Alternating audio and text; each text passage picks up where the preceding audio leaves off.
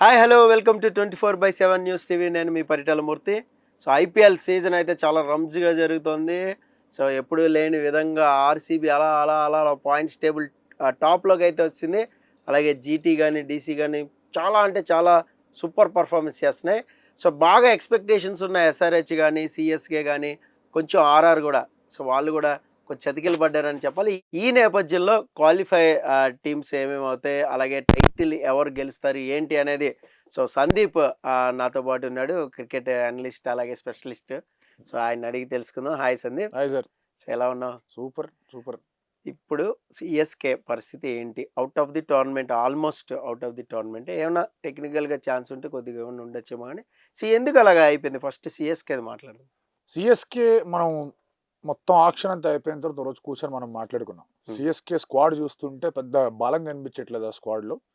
ఆ స్క్వాడ్ బలం వల్ల కూడా హోమ్ మ్యాచెస్ గెలవడం, చపాక్లో 7లో 6 మినిమం గెలిచేసి మిగతా 2-3 మ్యాచ్లు అటు ఇటు గెలుచుకొని కావాల్సిన 16-18 పాయింట్లు తెచ్చుకొని వాళ్ళు ముందుకు వెళ్ళిపోతారు. అదే ఒక స్ట్రాటజీతో ఈ టీంని తెచ్చుకున్నారు. ఓ రాహుల్ త్రిపాఠి కానీ, ఓ దీపక్ గుడ్డా కానీ, ఓ విజయ్ శంకర్ కానీ, ఎస్పెషల్లీ ఆ స్లో సర్ఫేస్ వికెట్ల మీద, కొంచెం టర్నింగ్ వికెట్ల మీద ఆడే ఒక ఇండియన్ క్యాంపెయినర్స్ అనేది మనం మాట్లాడుకున్న మాట.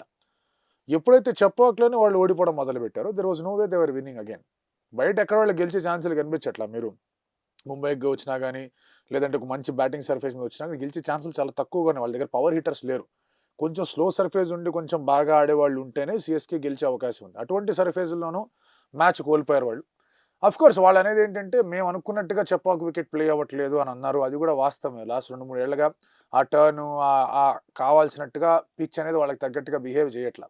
బట్ పాయింట్ ఏంటంటే, మోడర్న్ డే క్రికెట్కి వచ్చేసరికి ఇప్పుడు ఎవరు కూడా ఆ స్లో పిచ్ మీదో, ఆ టర్నింగ్ పిచ్ మీదో టీ20 క్రికెట్ ఆడేంత శైలి కానీ, ఆ ఎక్విప్డ్ బ్యాటింగ్ టెక్నిక్ కానీ ఎవరి దగ్గర లేదు. అది ఇండియాలో కానీ ఫారెన్లో కానీ ఎవరి దగ్గర లేదు. అక్కడే చాలా విధాలుగా సిఎస్కే బొక్కబోర్ల పడింది. దానికి తోడు రుతురాజ్ గైక్వాడ్ చేతికి ఇంజరీ, అతను బయటికి వెళ్ళిపోయాడు. కాన్వే వాళ్ళ ఫాదర్ కాలం చేశారు, అతను బయటికి వెళ్ళిపోయాడు. రచిన్ రవీంద్ర పూర్తి స్థాయిలో విజృంభించి ఆడలేకపోయాడు. దూబే, జడేజా కూడా పెద్ద స్థాయిలో పర్ఫార్మెన్స్ ఏం చేయట్లా. 2-3 మ్యాచ్లు ఆడినా కూడా సరైన రీతిలో పర్ఫార్మెన్స్ రావట్లా. అశ్విన్ వికెట్లు తీస్తాడంటే ఓన్లీ కంటైనింగ్కే పరిమితం అయిపోయాడు. దానివల్ల బాగా రన్లు ఇచ్చేస్తున్నాడు. బౌలింగ్ యూనిట్ సరైన రీతిలో కుదురుకోవట్లేదు. సిఎస్కే జనరల్గా మొత్తం సీజన్లో 15కు మించి ఆటగాళ్లతో ఆడరు వాళ్ళు. కానీ ఇదే సీజన్లో దాదాపు 19-20 మందితో ఆల్రెడీ ఆడేశారు. విచ్ మీన్స్ వాళ్ళకి సరైన కాంబినేషన్ కూడా కుదరట్లేదు. ఆల్రెడీ వాళ్ళ దగ్గర లిమిటేషన్స్ ఉన్నాయి. ధోని దగ్గర లిమిటేషన్ ఉంది, జడేజా దగ్గర లిమిటేషన్ ఉంది, దూబే దగ్గర లిమిటేషన్ ఉంది. చాలా లిమిటేషన్స్ ఉన్నాయి. ఆ లిమిటేషన్స్ అన్నింటినీ అధిగమించడానికి వాళ్ళు రుతురాజ్ గైక్వాడ్ని అండ్ అలాగే చెపాక్ని నమ్ముకున్నారు. ఎప్పుడైతే చెపాక్లో ఓడిపోవడం అనేది ప్రారంభించారు, అక్కడ వాళ్ళకి ఇబ్బంది అయింది. రుతురాజ్ గైక్వాడ్ ఎప్పుడైతే పక్కకి వెళ్ళిపోయాడు, ఇంకా గట్టి ఇబ్బంది అనేది అయింది. And that is why they are here. వాళ్ళకున్న ప్రాబ్లమ్స్ అవి. అండ్ అన్ఫార్చునేట్లీ ఇప్పుడున్న టీ20 క్రికెట్కి తగ్గట్టుగా ఏదైతే ఆడుతున్నారో, సరే మనం కూడా వెళ్ళిపోయి కుమ్మేద్దాం, ఆడేద్దాం అంటే వాళ్ళ కోచ్ అది ఒప్పుకోవట్లా. ఇది కాదు క్రికెట్ అంటాడు ఆయన. సో మార్పులు అనేవి బేసిక్ లెవెల్ నుంచి రావాల్సిన అవసరం ఉంది ఒకవేళ వాళ్ళు మళ్ళీ పుంజుకోవాలంటే.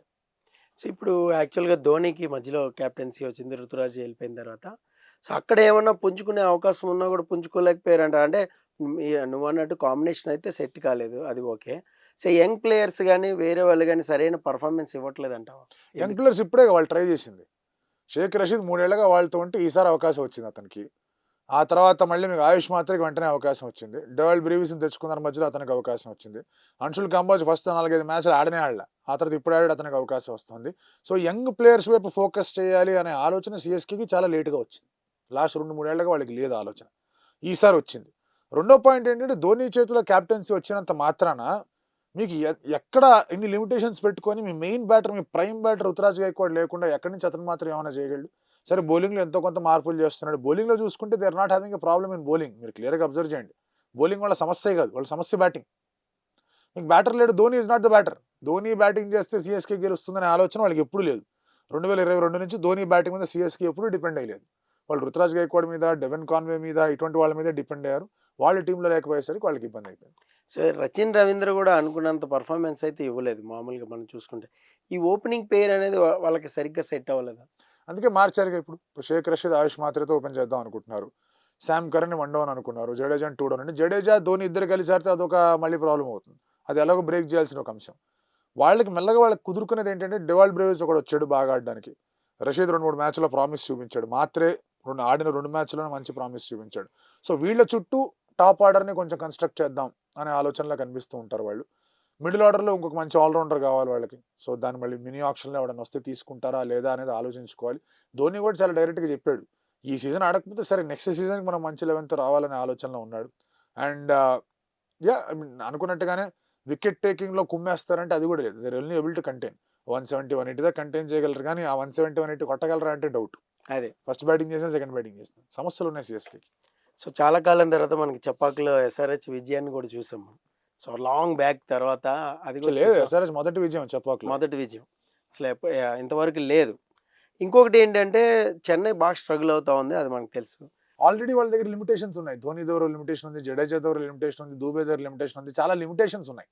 ఆ లిమిటేషన్స్ అన్నింటినీ అధిగమించడానికి వాళ్ళు రుతురాజ్ గైక్వాడ్ని అండ్ అలాగే చెపాక్ని నమ్ముకున్నారు. ఎప్పుడైతే చెపాక్లో ఓడిపోవడం అనేది ప్రారంభించారో అక్కడ వాళ్ళకి ఇబ్బంది అయింది. రుతురాజ్ గైక్వాడ్ ఎప్పుడైతే పక్కకి వెళ్ళిపోయాడో ఇంకా గట్టి ఇబ్బంది అనేది అయింది. And that is why they are here. వాళ్ళకు ఉన్న ప్రాబ్లమ్స్ అవి. అండ్ అన్ఫార్చునేట్లీ ఇప్పుడున్న T20 క్రికెట్కి తగ్గట్టుగా ఏదైతే ఆడుతున్నారో, సరే మనం కూడా వెళ్ళిపోయి కుమ్మేద్దాం ఆడేద్దాం అంటే వాళ్ళ కోచ్ అది ఒప్పుకోవట్లా. ఇది కాదు క్రికెట్ అంటాడు ఆయన.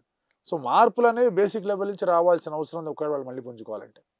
సో ఇప్పుడు యాక్చువల్గా ధోనికి మధ్యలో కెప్టెన్సీ వచ్చింది, రుతురాజ్ వెళ్ళిపోయిన తర్వాత.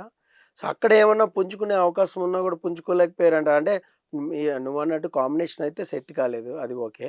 సో యంగ్ ప్లేయర్స్ కానీ వేరే వాళ్ళు కానీ సరైన పర్ఫార్మెన్స్ ఇవ్వట్లేదు అంటావా? యంగ్ ప్లేయర్స్ ఇప్పుడే వాళ్ళు ట్రై చేసింది. షేక్ రషీద్ 3 ఏళ్లుగా వాళ్ళతో ఉంటే ఈసారి అవకాశం వచ్చింది అతనికి. ఆ తర్వాత మళ్ళీ మీకు ఆయుష్ మాత్రకి వెంటనే అవకాశం వచ్చింది. డెవల్ బ్రీవిస్ని తెచ్చుకున్న మధ్యలో అతనికి అవకాశం వచ్చింది. అంశుల్ కంబాజ్ ఫస్ట్ 4-5 మ్యాచ్లు ఆడనే ఆడలే, ఆ తర్వాత ఇప్పుడు ఆడాడు, అతనికి అవకాశం వస్తుంది. సో యంగ్ ప్లేయర్స్ వైపు ఫోకస్ చేయాలి అనే ఆలోచన సిఎస్కేకి చాలా లేట్గా వచ్చింది. లాస్ట్ 2-3 ఏళ్లుగా వాళ్ళకి లేదు ఆలోచన, ఈసారి వచ్చింది. రెండో పాయింట్ ఏంటంటే ధోని చేతిలో క్యాప్టెన్సీ వచ్చినంత మాత్రాన మీకు ఎక్కడ ఇన్ని లిమిటేషన్స్ పెట్టుకొని మీ మెయిన్ బ్యాటర్, మీ ప్రైమ్ బ్యాటర్ రుతురాజ్ గైక్వాడ్ లేకుండా ఎక్కడి నుంచి అతను మాత్రం ఏమైనా చేయగలడు? సరే బౌలింగ్లో ఎంతో కొంత మార్పులు చేస్తున్నాడు. బౌలింగ్లో చూసుకుంటే they are not having a problem in bowling. మీరు క్లియర్గా అబ్జర్వ్ చేయండి. బౌలింగ్ వాళ్ళ సమస్యే కాదు, వాళ్ళ సమస్య బ్యాటింగ్. మీకు బ్యాటర్ లేడు, Dhoni is not the batter. Dhoni batting చేస్తే సిఎస్కే గెలుస్తుందనే ఆలోచన వాళ్ళకి ఎప్పుడు లేదు. 2022 నుంచి ధోని బ్యాటింగ్ మీద సిఎస్కే ఎప్పుడు డిపెండ్ అయ్యలేదు. వాళ్ళు రుతురాజ్ గైక్వాడ్ మీద, డెవెన్ కాన్వే మీద, ఇటువంటి వాళ్ళ మీద డిపెండ్ అయ్యారు. వాళ్ళ టీంలో లేకపోయేసరికి వాళ్ళకి ఇబ్బంది అయిపోయింది. సో రచిన్ రవీంద్ర కూడా అనుకున్నంత పర్ఫార్మెన్స్ అయితే ఇవ్వలేదు మామూలుగా మనం చూసుకుంటే. ఈ ఓపెనింగ్ పేర్ అనేది వాళ్ళకి సరిగ్గా సెట్ అవ్వలేదు. అందుకే మార్చారుగా. ఇప్పుడు షేక్ రషీద్, ఆయుష్ మాత్రతో ఓపెన్ చేద్దాం అనుకుంటున్నారు. శామ్ కర్ని 1 డౌన్ అనుకున్నారు, జడేజాని 2 డౌన్. అంటే జడేజా ధోని ఇద్దరు కలిసి ఆడితే అదొక మళ్ళీ ప్రాబ్లం అవుతుంది. అది ఎలాగో బ్రేక్ చేయాల్సిన ఒక అంశం. వాళ్ళకి మెల్లగా వాళ్ళకి కుదురుకునేది ఏంటంటే డెవాల్ బ్రేవిస్ ఒకడు వచ్చాడు బాగా ఆడడానికి. రషీద్ 2-3 మ్యాచ్లో ప్రామిస్ చూపించాడు. మాత్రే ఆడిన 2 మ్యాచ్లోనే మంచి ప్రామిస్ చూపించాడు. సో వీళ్ళ చుట్టూ టాప్ ఆర్డర్ని కొంచెం కన్స్ట్రక్ట్ చేద్దాం అనే ఆలోచనలో కనిపిస్తూ ఉంటారు వాళ్ళు. మిడిల్ ఆర్డర్లో ఇంకొక మంచి ఆల్రౌండర్ కావాలి వాళ్ళకి. సో దాన్ని మళ్ళీ మినీ ఆప్షన్లో ఎవడన్నా వస్తే తీసుకుంటారా లేదా అనేది ఆలోచించుకోవాలి. ధోని కూడా చాలా డైరెక్ట్గా చెప్పాడు, ఈ సీజన్ ఆడకపోతే సరే నెక్స్ట్ సీజన్కి మనం మంచి లెవెన్తో రావాలనే ఆలోచనలో ఉన్నాడు. అండ్ యా ఐ మీన్ అనుకున్నట్టుగానే వికెట్ టేకింగ్లో కుమ్మేస్తారంటే అది కూడా లేదు. They only able to contain 170, 180 దా కంటైన్ చేయగలరు, కానీ ఆ 170, 180 కొట్టగలరా అంటే డౌట్. అదే ఫస్ట్ బ్యాటింగ్ చేసిన సెకండ్ బ్యాటింగ్ చేసిన సమస్యలు ఉన్నాయి సిఎస్కేకి. సో చాలా కాలం తర్వాత మనకి చపాకులో ఎస్ఆర్హెచ్ విజయాన్ని కూడా చూసాం మనం. సో లాంగ్ బ్యాక్ తర్వాత అది కూడా లేదు చూసాం. ఎస్ఆర్హెచ్ మొదటి విజయం చెప్పాక. మొదటి విజయం అసలు ఇంతవరకు లేదు. ఇంకొకటి ఏంటంటే చెన్నై బాగా స్ట్రగుల్ అవుతా ఉంది, అది మనకు తెలుసు. Okay, thank you very much.